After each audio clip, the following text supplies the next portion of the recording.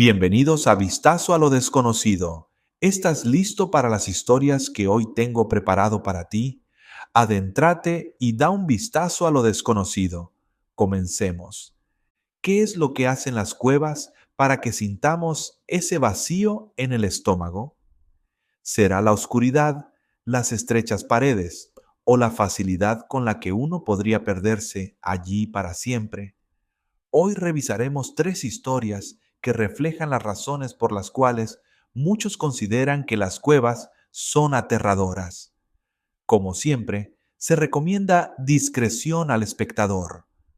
A unos 16 kilómetros al sur de Bloomington, Indiana, se encuentra la cuarta cueva más larga del estado, Sullivan Cave, con casi 10 millas, aproximadamente 16 kilómetros, de pasadizos cartografiados. Esta caverna es propiedad y está administrada por la Indiana Karst Conservancy, y no es un destino turístico común.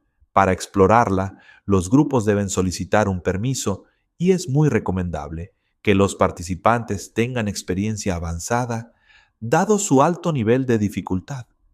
Además de la gran longitud, la mayoría de sus túneles carecen de iluminación artificial, por lo que es esencial ir equipado con luces, protección y suficiente entrenamiento. La existencia de Sullivan Cave se conoce al menos desde el siglo XIX, debido a diversas marcas encontradas en una de sus salas, llamada Backbreaker. Ese espacio consiste en un pasadizo extremadamente estrecho y bajo, donde hay que arrastrarse por el suelo para poder avanzar. No obstante, la cueva también cuenta con grandes cámaras, como la llamada Colossus Room, de aproximadamente 36 metros de altura por 60 metros de largo. En 1962, tras haberse mapeado una sección considerable, los exploradores descubrieron, en un solo viaje, otros 600 metros de pasadizos. 4 meses después, hallaron 2.400 metros adicionales y 8 cámaras más. Con el paso del tiempo, el vandalismo se convirtió en un problema, así que en la década de 1990 instalaron una gran puerta en la entrada. Desde entonces, para ingresar, cualquier grupo debe abrir y cerrar cuidadosamente esa reja, de modo que nadie entre sin autorización. En 2017, Lucas, de 19 años, se unió al Club de Exploración de Cuevas de la Universidad de Indiana para hacer algo divertido y conocer gente nueva. En septiembre de ese mismo año, el club organizó un viaje a Sullivan Cave. Aún con su dificultad, se consideraba una buena opción para espeleólogos principiantes, siempre que contaran con guías expertos. El día 17, Lucas y 11 integrantes del club, incluido un miembro del personal, condujeron hasta el estacionamiento de la cueva. Antes de partir, Lucas dejó su chaqueta en el coche, tomó su bolsa con agua y algunos snacks, y todos se dirigieron a la entrada. Eran cerca de las 10:30 de la mañana cuando el grupo cruzó la puerta y se dividió en dos equipos para explorar. Pasaron casi 3 horas recorriendo túneles y grandes salas. De regreso, al llegar a la sección conocida como Backbreaker, Lucas ya no se estaba divirtiendo. Decidió adelantarse al resto para alcanzar al otro grupo que iba por delante. Al avanzar con rapidez, no vio la pequeña abertura que conducía a la salida y terminó metiéndose en una zona diferente. Al percatarse del error, se detuvo para no adentrarse más y esperó alrededor de media hora, pero nadie apareció para ayudarlo ni escuchó que lo llamaran.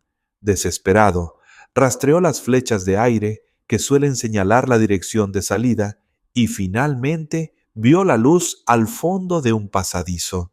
Sin embargo, al llegar, se dio cuenta de que la puerta estaba cerrada y que no había absolutamente nadie afuera. Lo que Lucas no sabía era que sus compañeros ya se habían ido sin percatarse de su ausencia.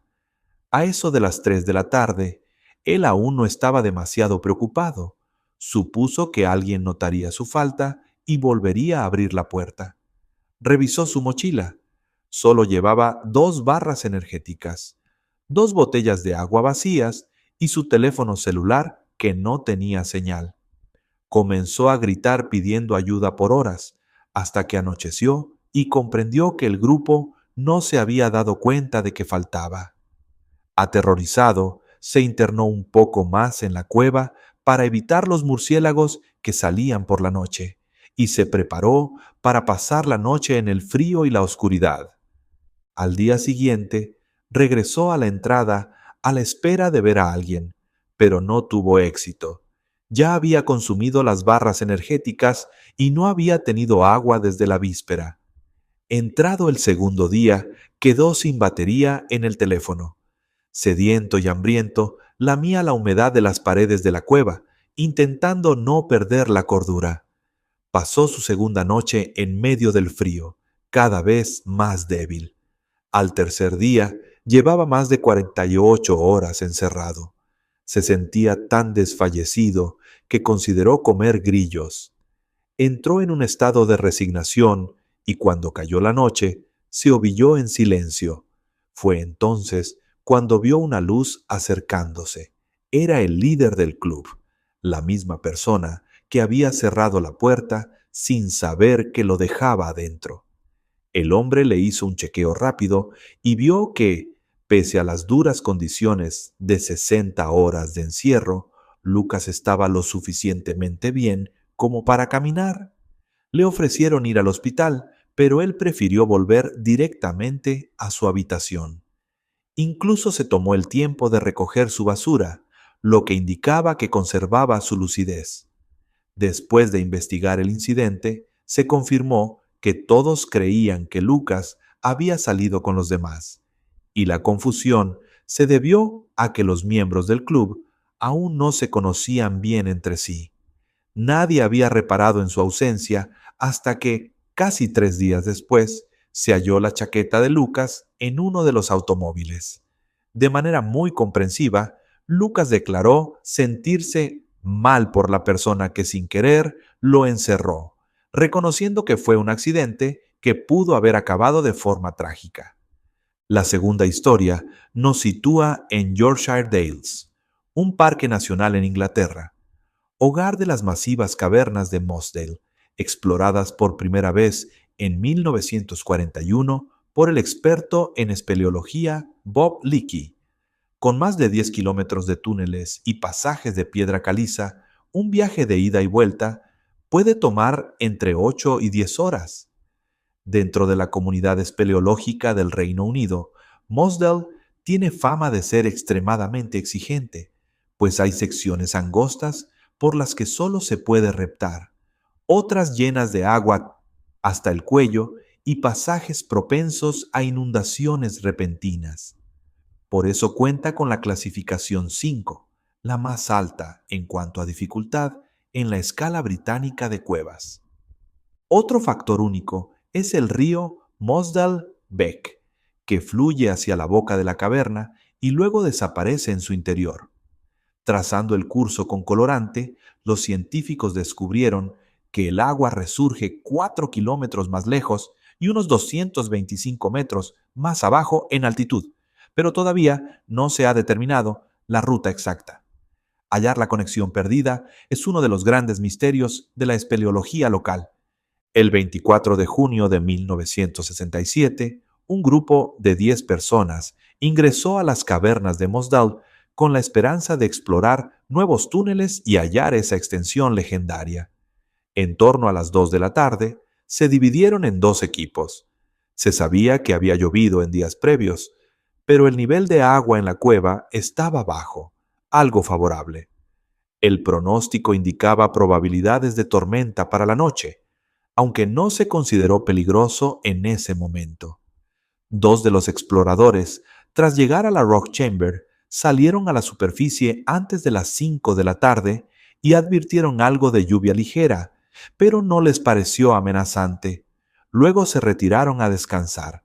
Mientras tanto, los 6 espeleólogos más experimentados avanzaron hacia su objetivo, llamado Stream End, atravesando uno de los tramos más temidos, el Mouse Hole o Far Marathon, un túnel de aproximadamente 270 metros de largo y apenas 25 centímetros de altura por 60 centímetros de ancho, con agua corriendo por el fondo.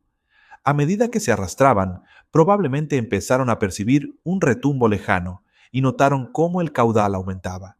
Sucede que en la superficie, la lluvia suave se había transformado en un aguacero torrencial, en el lapso de unas pocas horas. Uno de los integrantes del grupo, en el exterior, al revisar la boca de la cueva alrededor de las 9 de la noche, encontró que la entrada estaba sumergida en un verdadero lago, con el agua girando y llenando toda la zona de acceso. Rápidamente corrió 2 millas hasta la granja más cercana para llamar a la policía. A las 11 de la noche comenzó la operación de rescate.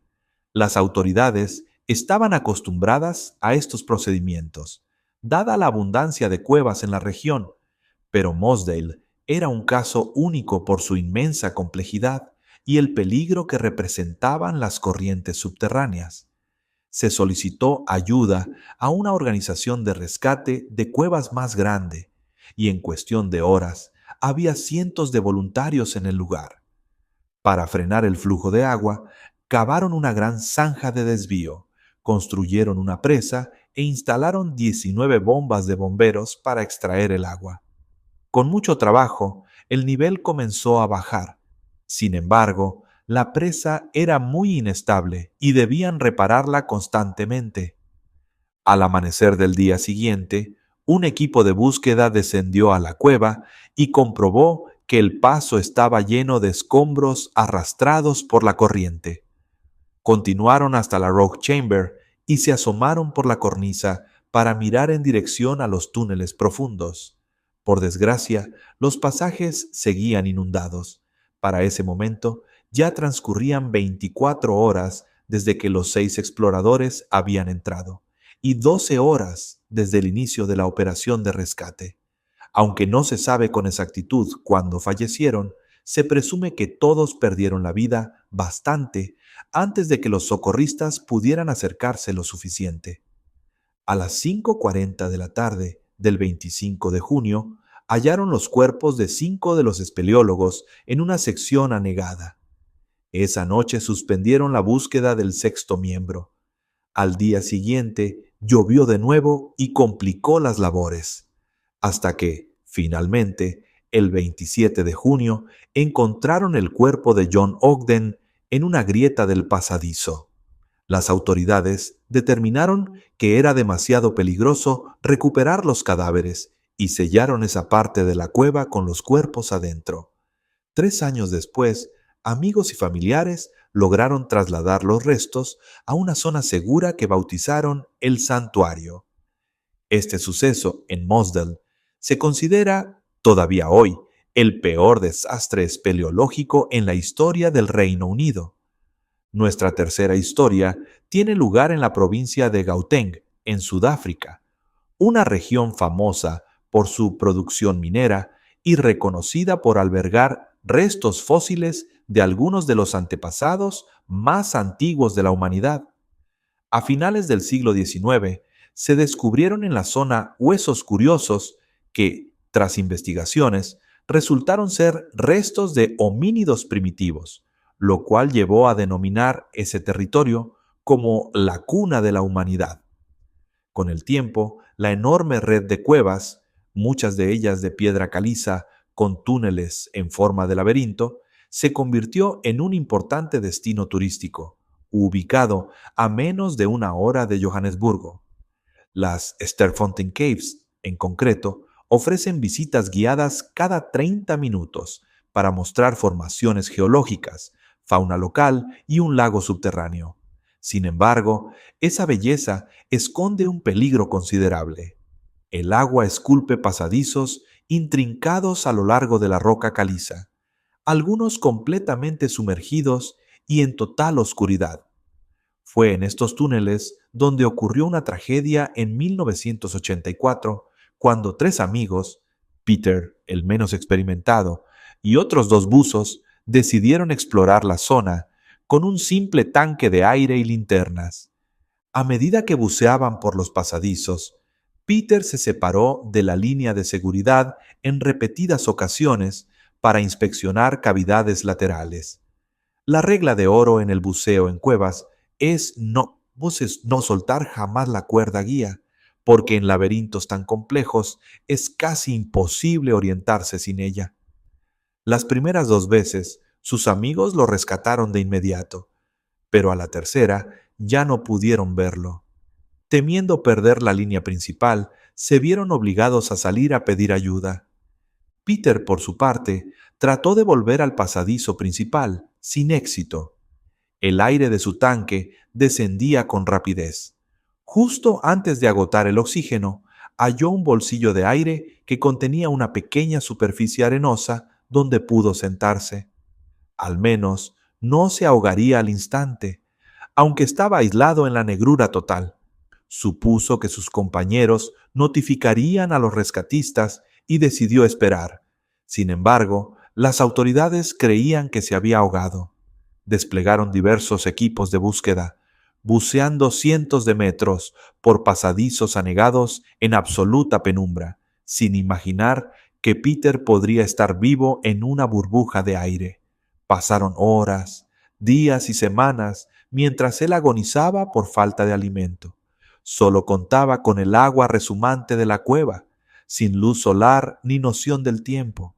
Finalmente, se topó con el equipo de rescate, pero de la peor manera.